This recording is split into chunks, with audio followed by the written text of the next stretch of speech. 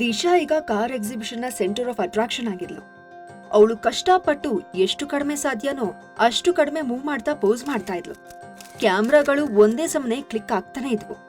ಹಾಗೆ ಕೆಳಗ್ ಕೂತಿದ್ದ ಆಡಿಯನ್ಸ್ ತಮ್ಮಲ್ಲೇ ಅವಳ ಬಗ್ಗೆ ಮಾತಾಡೋದಕ್ಕೆ ಶುರು ಮಾಡ್ಕೊಂಡ್ರು. ಈ ಮಾಡೆಲ್ ನಿಜವಾಗ್ಲೂ ತುಂಬಾನೇ ಅಟ್ರಾಕ್ಟಿವ್ ಆಗಿದ್ದಾಳೆ. ಅವಳ ಬಾಡಿಲಿ ಕರೆಕ್ಟ್ ಆಗಿರೋ ಕರ್ವ್ಸ್ ಇದೆ ಅಂಡ್ ಅವಳ ಸೊಂಟ ಕೂಡ ತುಂಬಾನೇ ಡೆಲಿಕೇಟ್ ಆಗಿ ಪರ್ಫೆಕ್ಟ್ ಆಗಿದೆ. ಅಬ್ಬ, ಜೋರಾಗಿ ಗಾಳಿ ಬೀಸಿದ್ರೆ ಇವಳು ಅದ್ರಲ್ಲಿ ತೇಲೋ ತರ ಕಾಣ್ತಾಳೆ.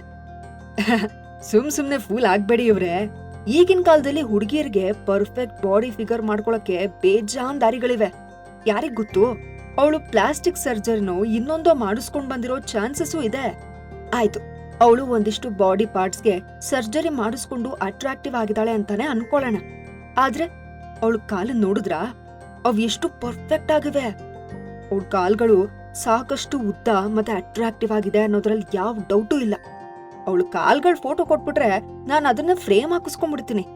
ನಾನು ಈ ಶೋ ಮುಗಿದ್ಮೇಲೆ ಈ ಮಾಡೆಲ್ ಬಗ್ಗೆ ಒಂದಿಷ್ಟು ವಿಷಯನ ಕಲೆಕ್ಟ್ ಮಾಡ್ಬೇಕು. ಅಯ್ಯಯ್ಯೋ ಸರ್, ಏನ್ ಹೇಳ್ತಾ ಇದ್ದೀರಾ ನೀವು? ಅಂದ ಹಾಗೆ ನೀವಿವತ್ತು ಇಲ್ಲಿ ಕಾರ್ ನೋಡಕ್ ಬಂದಿದ್ದೀರಾ ಅಥವಾ ಮಾಡೆಲ್ನ ನೋಡಕ್ ಬಂದಿದ್ದೀರಾ? ಹೀಗೆ ಜನಗಳು ತಮ್ಮಲ್ಲೇ ಮಾತಾಡ್ಕೋತಾ ಇದ್ರು. ಅಫ್ಕೋರ್ಸ್ ಎಷ್ಟೋ ಜನ ಗಂಡಸರು ಹೆಣ್ಮಕ್ಳನ್ನ ಬರೀ ಹೊರಗಿನ ಲುಕ್ಕಿಂದಾನೇ ಜಡ್ಜ್ ಮಾಡ್ಬಿಡ್ತಿದ್ರು. ಅವ್ರ ಎಷ್ಟೋ ಸಲ ಹುಡುಗಿನ ಮನಸ್ಸಿನ ಒಳಗಿನ ಭಾವನೆಗಳ ಬಗ್ಗೆ ಸ್ವಲ್ಪನೂ ಥಿಂಕ್ ಮಾಡ್ತಾ ಇರ್ಲಿಲ್ಲ. ಇವತ್ತು ಈ ಕಾರ್ ಎಕ್ಸಿಬಿಷನ್ ಅಟೆಂಡ್ ಮಾಡಿರೋ ಜನರ ವಿಷಯದಲ್ಲಂತೂ ಅದು ನಿಜಾನೇ ಆಗಿತ್ತು. ಅವರೆಲ್ಲರೂ ಸಮಾಜದಲ್ಲಿ ತುಂಬಾ ಇಂಪಾರ್ಟೆಂಟ್ ಪೊಸಿಷನ್ ಅಲ್ಲಿರೋ ವ್ಯಕ್ತಿಗಳೇ ಆಗಿದ್ರು. ಹಾಗಾಗಿ ಅವ್ರನ್ನೆಲ್ಲ ಇಂಥ ಶೋಗಳಿಗೆ ಇನ್ವೈಟ್ ಮಾಡೋದು ಅನಿವಾರ್ಯನೂ ಆಗಿತ್ತು. ಇದನ್ನ ಅಟೆಂಡ್ ಮಾಡೋದು ಅವರ ಸ್ಟೇಟಸ್ ಕ್ವೆಶ್ಚನ್ ಆಗಿತ್ತು. ಇಂಥವ್ರು ಯಾವಾಗ್ಲೂ ಹೊಸ ಹೊಸ ಹುಡುಗಿರ್ ಜೊತೆ ಇರೋದನ್ನ ಇಷ್ಟಪಡ್ತಾ ಇದ್ರು.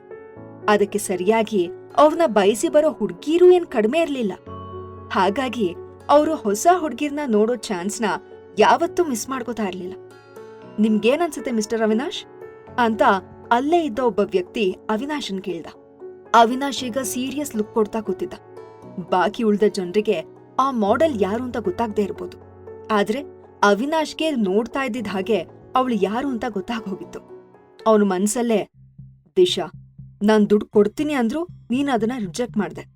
ಆದ್ರೂ ನೀನಿವತ್ತು ಇಂಥ ದರಿದ್ರ ಜನರ ಮುಂದೆ ಅಪ್ಸರೆ ತರ ಬಂದ್ ನಿಂತಿದ್ಯಾ ಅಂತ ಅನ್ಕೊಂಡ.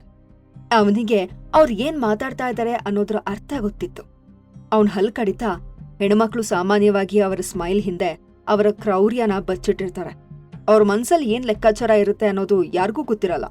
ಸೊ ನಾವ್ ಯಾವಾಗ್ಲೂ ತುಂಬಾ ಕೇರ್ಫುಲ್ ಆಗಿರ್ಬೇಕು. ನಿಮಗ್ ಗೊತ್ತಾಗಕ್ಕೂ ಮುಂಚೆನೆ ಮೋಸ ಆಗಿರೋ ಚಾನ್ಸಸ್ ಇರುತ್ತೆ ಅಂತ ಹೇಳ್ದ. ಅವನ ಮಾತ್ ಕೇಳಿ ಆ ವ್ಯಕ್ತಿ ನಗೋಕ್ ಸ್ಟಾರ್ಟ್ ಮಾಡ್ದ. ಅದಕ್ಕೆಲ್ಲ ಯಾರ್ ಕೇರ್ ಮಾಡ್ತಾರ ಹೇಳಿ? ನಾವ್ ಆಲ್ರೆಡಿ ಹುಡ್ಗಿರ್ ಮೇಲೆ ಸಾಕಷ್ಟು ದುಡ್ಡನ್ ಸುರ್ದಿದೀವಿ. ನಾನ್ ಸಾಮಾನ್ಯವಾಗಿ ಟೈಮ್ ಸ್ಪೆಂಡ್ ಮಾಡೋ ಆವ್ರೇಜ್ ಹುಡ್ಗಿರ್ಗೆ ದುಡ್ಡು ಸ್ಪೆಂಡ್ ಮಾಡೋ ಬದಲು ಈ ಹುಡುಗಿ ಮೇಲೆ ಸ್ಪೆಂಡ್ ಮಾಡೋಕೆ ಇಷ್ಟಪಡ್ತೀನಿ ಅಷ್ಟೇ. ನಂಗೆ ಇವಾಗಿರೋ ಎಕ್ಸ್ಪೀರಿಯನ್ಸ್ ಇಂದ ನಾನ್ ನಿಮಗೆ ಒಂದ್ ವಿಷಯ ಕ್ಲಿಯರ್ ಆಗಿ ಹೇಳ್ತೀನಿ ಕೇಳಿ. ಈ ಹುಡುಗಿ ಇಷ್ಟು ದಪ್ಪ ಮೇಕಪ್ ಮಾಡಿರ್ಬೋದು, ಆದ್ರೆ ಆ ಮೇಕಪ್ ಕೆಳಗೆ ಅವಳು ಖಂಡಿತ ಒಬ್ಳು ನ್ಯಾಚುರಲ್ ಬ್ಯೂಟಿ. ಅವಳು ನಾನ್ ಸ್ಪೆಂಡ್ ಮಾಡೋ ಪ್ರತಿಯೊಂದು ರೂಪಾಯಿಗೂ ವರ್ದಿಯಾಗಿರ್ತಾಳೆ ಅಂತ ಹೇಳ್ದ. ಅವಳಿಗೇನಾದ್ರೂ ಈಗಾಗ್ಲೇ ಮದ್ವೆ ಆಗಿದ್ರೆ ಅವಾಗೇನ್ ಮಾಡ್ತೀರಾ ಅಂತ ಅವಿನಾಶ್ ಕೇಳ್ದ. ಅವನಿಗೆ ಆ ವ್ಯಕ್ತಿ ಮಾತನ್ ಕೇಳಿ ಆಲ್ರೆಡಿ ಪೇಷನ್ಸ್ ಎಲ್ಲ ಖಾಲಿ ಆಗಿತ್ತು. ಸೊ ಅವಳು ಮದ್ವೆ ಆಗಿದ್ರೆ ಏನಾಯ್ತು? ಜಸ್ಟ್ ಅವಳು ಡಿವೋರ್ಸ್ ಮಾಡ್ಕೊಂಡ್ರೆ ಆಯ್ತು ಅಷ್ಟೇ. ವಿಮೆನ್ ಆಕ್ಚುಲಿ ತುಂಬಾ ಸ್ಟುಪಿಡ್ ಆಗಿರ್ತಾರೆ ಅವಿನಾಶ್. ಅವ್ರು ಯಾವಾಗ್ಲೂ ತುಂಬಾ ಸ್ಟ್ರಾಂಗ್ ಆಗಿರೋರ್ನ ಫಾಲೋ ಮಾಡೋದನ್ನೇ ಚೂಸ್ ಮಾಡ್ತಾರೆ ಅಂತ ರಮೇಶ್ ಅನ್ನೋ ವ್ಯಕ್ತಿ ಹೇಳ್ದ. ಅಲ್ಲಿ ಕೂತಿದ್ದ ಅವಿನಾಶ್ ಒಂದ್ಸಲ ಡೀಪ್ ಆಗಿ ಉಸಿರು ತಗೊಂಡ. ಅವಿನಾಶ್ ಪೇಷನ್ಸ್ ಈಗ ಲಿಮಿಟ್ ಮೀರ್ ಹೋಗಿತ್ತು. ಎಕ್ಸ್ಕ್ಯೂಸ್ ಮಿ ಜೆಂಟಲ್ಮನ್, ನಾನೊಂದ್ ಸ್ವಲ್ಪ ಹೊರಗಡೆ ಹೋಗಿ ಸ್ಮೋಕ್ ಬ್ರೇಕ್ ತಗೊಂಡ್ ಬರ್ತೀನಿ ಅಂತ ಹೇಳ್ದ. ಏನು, ಈಗ ಸ್ಮೋಕ್ ಮಾಡಕ್ ಹೋಗ್ತಾ ಇದ್ದೀರಾ? ನೀವಿವಾಗ ಆಚೆ ಹೋದ್ರೆ ನೆಕ್ಸ್ಟ್ ಬರೋ ಕಾರ್ಸು, ನೆಕ್ಸ್ಟ್ ಬರೋ ಮಾಡೆಲ್ಸು ಎಲ್ಲಾದ್ರೂ ಮಿಸ್ ಮಾಡ್ಕೋತೀರಾ ಅಂತ ಒಬ್ಬ ಹೇಳ್ದ. ಆದ್ರೆ ಅವಿನಾಶ್ ಅದನ್ನ ಕೇಳೋಕೆ ರೆಡಿ ಇಲ್ಲ ಅನ್ನೋ ಹಾಗೆ ತಕ್ಷಣ ಅಲ್ಲಿಂದ ಎದ್ದು ಒಂದೂ ಮಾತಾಡ್ದೆ ಹೊರಗಡೆ ಹೋದ. ಅದ್ಯಾಕೋ ಅವನ್ ಒಳಗಡೆ ಒಂದು ಉರಿತಾ ಇರೋ ಬೆಂಕಿ ಹೊರಗ್ ಬರೋಕೆ ಕಾಯ್ತಾ ಇರೋ ತರ ಅನಿಸ್ತು. ಅವಿನಾಶ್ ಅವನ ಕೈಲಿದ್ದ ಸಿಗರೇಟ್ ಅನ್ನ ಎಸ್ತು ಮತ್ತೆ ಎಕ್ಸಿಬಿಷನ್ ಹಾಲ್ ಒಳಗಡೆ ಹೋದ. ಅವನ ಹುಬ್ಬು ಗಂಟಕ್ಕಿದ್ವು. ಅವನು ತನ್ನ ತಲೆನ ಕೆಳಗಡೆ ಹಾಕೊಂಡು ನಡೀತಾ ಇದ್ದ. ಅಫ್ಕೋರ್ಸ್ ದಿಶಾಗೆ ಇವೆಲ್ಲ ಏನು ಗೊತ್ತಾಗ್ತಾ ಇರ್ಲಿಲ್ಲ. ಅವಳ ಗಮನ ಈಗ ಈ ಹೈ ಹೀಲ್ಸ್ ಹಾಕೊಂಡು ಎಲ್ರ ಮುಂದೆ ನೆಲದ ಮೇಲೆ ಬೀಳ್ದೇ ಇರೋ ಹಾಗಾದ್ರೆ ಸಾಕಪ್ಪ ಅಂತ ಅನ್ನಿಸ್ತಾ ಇತ್ತು. ಅವಳು ಆಲ್ಮೋಸ್ಟ್ 2 ಗಂಟೆಯಿಂದ ಅಲ್ಲೇ ನಿಂತಿದ್ಲು. ಅವಳು ಹಾಕೊಂಡಿದ್ದ ಹೈ ಹೀಲ್ಸ್ ಕೊಡ್ತಾ ಇದ್ದ ನೋವನ್ನ ಅವಳು ತಡೆಯೋದಕ್ಕೆ ಆಗ್ತಾ ಇರ್ಲಿಲ್ಲ. ಹೋಸ್ಟ್ ಇನ್ನೂ ಆ ಕಾರ್ ಬಗ್ಗೆ ನಾನ್ ಸ್ಟಾಪ್ ಆಗಿ ಹೊಗಳ್ತಾನೆ ಇದ್ದ. ಆದ್ರೆ ದಿಶಾ ಒಳಗಿಂದ ಒಳಗೆ ಬೈಕೋತಾ ನಿಂತಿದ್ಲು. ಕೊನೆಗೆ ಅವಳು ಏನಾಗ್ಬಾರ್ದು ಅಂತ ಪ್ರೇ ಮಾಡ್ತಾ ಇದ್ಲೋ ಅದೇ ಆಗಿತ್ತು. ದಿಶಾ ಬ್ಯಾಲೆನ್ಸ್ ಕಳ್ಕೊಂಡಿದ್ಲು. ಎಲ್ಲಾನು ಒಂದ್ ರೀತಿ ಸ್ಲೋ ಮೋಷನ್ ಅಲ್ಲಿ ಆಗ್ತಾ ಇರೋ ತರ ಫೀಲ್ ಆಗ್ತಾ ಇತ್ತು. ಅವಳು ನೆಲಾನೇ ಅವಳನ್ನ ಮೀಟ್ ಮಾಡೋಕೆ ಬಂದಿದ್ಯೇನೋ ಅನ್ನೋ ತರ ನೆಲದ ಮೇಲೆ ಬೀಳೋ ಹಾಗೆ ಆಗಿದ್ಲು. ಅವಳಿಗೆ ಆಡಿಯನ್ಸ್ ಎಲ್ಲ ಟೆನ್ಷನ್ ಅಲ್ಲಿ ಕೂಗ್ಕೊಂಡಿದ್ ಕೇಳಿಸ್ತು. ತಕ್ಷಣ ಅವಳು ಕಣ್ಮುಚ್ಕೊಂಡು ಧಡ್ ಅಂತ ನೆಲಕ್ ಬೀಳೋ ಕ್ಷಣನೇ ಎದುರು ನೋಡ್ತಾ ಇದ್ಲು. ಆದ್ರೆ ಆ ಕ್ಷಣ, ಆ ನೋವು ಬರ್ಲೇ ಇಲ್ಲ. ಅವಳು ತಣ್ಣಗಿನ ಗಟ್ಟಿಯಾಗಿದ್ದ ನೆಲದ ಮೇಲೆ ಬಿದ್ದಿರ್ಲಿಲ್ಲ.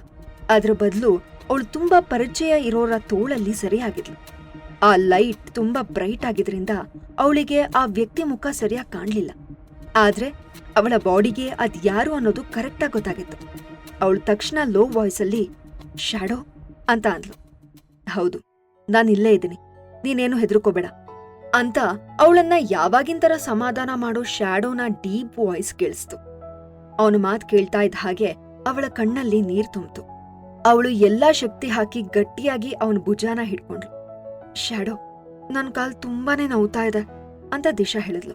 ಅವನು ತಕ್ಷಣ ದಿಶಾನ ಅವನ್ ಕಡೆಗೆ ಒರಗಿಸ್ಕೊಂಡು ಮಂಡಿಯೂರಿ ಕೂತು ಅವಳ ಕಾಲಿಂದ ಹಿಲ್ಸ್ನ ರಿಮೂವ್ ಮಾಡ್ದ.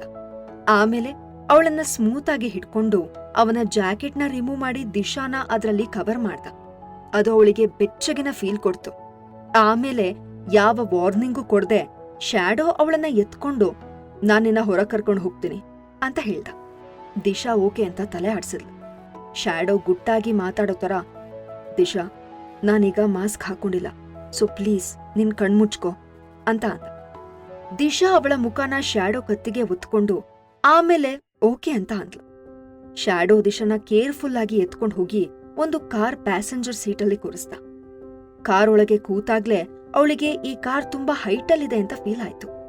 ಹಾಗಾಗಿ ಇದು ಒಂದು SUV ಕಾರ್ ಇರ್ಬೋದು ಅಂತ ಅವಳು ಗೆಸ್ ಮಾಡಿದ್ಲು. ಶ್ಯಾಡೋ ಅವಳನ್ನ ಸೀಟಲ್ಲಿ ಕೂರ್ಸಿ ಆಮೇಲೆ ಅವಳ ಸೊಂಟನ ಬಳಸಿದ್ದ ಅವನ ಕೈನ ಹಿಂದೆ ಕೆಳ್ಕೊಂಡ. ತಕ್ಷಣ ದಿಶಾಗೆ ಅವನ ಆ ಕೈ ಬಿಸಿ ಮಿಸ್ ಆಗೋ ತರ ಫೀಲ್ ಆಯ್ತು. ಅವಳು ಬೇಜಾರಿನ ಸೌಂಡ್ ಮಾಡಿ ಮತ್ತೆ ಅವಳನ್ನ ಹಿಡ್ಕೊಳ್ಳೋದಿಕ್ಕೆ ಕೈ ಚಾಚಿ ಶ್ಯಾಡೋ ಅಂತ ಕರೆದ್ಲು. ಹಾ, ನಾನಿಲ್ಲೇ ಇದ್ದೀನಿ ಅಂತ ಶ್ಯಾಡೋ ಹೇಳ್ದ. ಅವನು ಅವಳ ಕಿವಿ ಹತ್ರನೇ ಉಸಿರಾಡ್ತಾ ಸಾಫ್ಟ್ ಆಗಿ ಮಾತಾಡ್ತಿದ್ದ. ನಿನ್ ಕಾಲ್ ಇವಾಗ್ಲೂ ನೋವ್ತಾ ಇದ್ಯಾ ಅಂತ ಅವನ್ ಕೇಳ್ದ. ಅವಳು ತನ್ನ ಕೈನ ಅವನ ವಿಶಾಲವಾದ ಎದೆಯ ಮೇಲೆ ಫಾರ್ಮ್ ಆಗಿ ಹೊತ್ಕೊಂಡಿದ್ಲು. ಅವಳಿಗೆ ಅದು ತುಂಬಾನೇ ಕಂಫರ್ಟಬಲ್ ಅಂತ ಅನ್ನಿಸ್ತಾ ಇತ್ತು. ನೀವಿವತ್ ಹೊರಗಡೆ ಬಂದಾಗ ನೀವ್ ಮಾಸ್ಕ್ ತಗೊಂಡ್ ಬರೋದನ್ನ ಮರೆತ್ರಾ ಅಂತ ದಿಶಾ ಕೇಳಿದ್ಲು. ಯಾಕೆ, ನಿನಗೆ ನನ್ ಫೇಸ್ನ ನೋಡ್ಬೇಕು ಅಂತ ಅನ್ನಿಸ್ತಾ ಇದ್ಯಾ ಅಂತ ಶ್ಯಾಡೋ ಕೇಳ್ದ. ದಿಶಾಗೆ ಅವನು ಖಂಡಿತ ಆತ್ರೇಯಾನೇ ಅಂತ ಆಲ್ಮೋಸ್ಟ್ ಕನ್ಫರ್ಮ್ ಆಗಿತ್ತು. ಆದ್ರೂ ಅವಳಿಗೆ ಅವಳ ಕಣ್ಣಿಂದ ನೋಡಿ ಕನ್ಫರ್ಮ್ ಮಾಡ್ಕೋಬೇಕು ಅಂತ ಅನ್ನಿಸ್ತಾ ಇತ್ತು ಅಷ್ಟೆ. ಈ ಕ್ಷಣದಲ್ಲಿ ಅವಳಿಗೆ ನಿಜವಾಗ್ಲೂ ಅವಳ ಯೋಚನೆಗಳನ್ನ ಬಿಟ್ಟು ಅವಳಿಂದ ಬಚ್ಚಿಟ್ಕೊಂಡಿರೋ ಅವನ ಮುಖನ ನೋಡ್ಬಿಡ್ಬೇಕು ಅಂತ ಅನ್ನಿಸ್ತಾ ಇತ್ತು. ಆದ್ರೆ ನಾನ್ ನಿಮ್ ಮುಖನ ನೋಡಿದ್ರೆ ಅದ್ರಿಂದ ನಿಮ್ ಪ್ಲಾನ್ಗೇನಾದ್ರೂ ಹೆಚ್ಚು ಕಡಿಮೆ ಆಗೋ ಚಾನ್ಸಸ್ ಇದೆಯಾ ಅಂತ ದಿಶಾ ಕೇಳಿದ್ಲು. ಶ್ಯಾಡೋ ಅವಳ ಮುಚ್ಚಿದ ಕಣ್ಗಳ ಮೇಲೆ ಸಾಫ್ಟ್ ಆಗಿ ಒಂದ್ಸಲ ಕಿಸ್ ಮಾಡಿ, ಹೌದು, ಆದ್ರೆ ನಿನಗ್ ನಿಜವಾಗ್ಲೂ ನನ್ ಫೇಸ್ ನೋಡ್ಬೇಕು ಅಂತ ಅನ್ಸಿದ್ರೆ ನೀನ್ ನೋಡು ಅಂತ ಹೇಳ್ದ. ಈ ಎಲ್ಲ ಪ್ರಶ್ನೆಗಳಿಗೆ ಉತ್ತರ ಬೇಕು ಅಂದ್ರೆ ಈಗಲೇ ಪಾಕೆಟ್ ಎಫ್ಎಂ ಅಪ್ಲಿಕೇಶನ್ ಡೌನ್ಲೋಡ್ ಮಾಡಿ ಮತ್ತು ಕೇಳಿ ಸೀಕ್ರೆಟ್ ಹಸ್ಬೆಂಡ್. ಅಪ್ಲಿಕೇಶನ್ ಡೌನ್ಲೋಡ್ ಮಾಡಲು ಡಿಸ್ಕ್ರಿಪ್ಷನ್ ನಲ್ಲಿ ಇರುವ ಲಿಂಕ್ ಅನ್ನು ಕ್ಲಿಕ್ ಮಾಡಿ.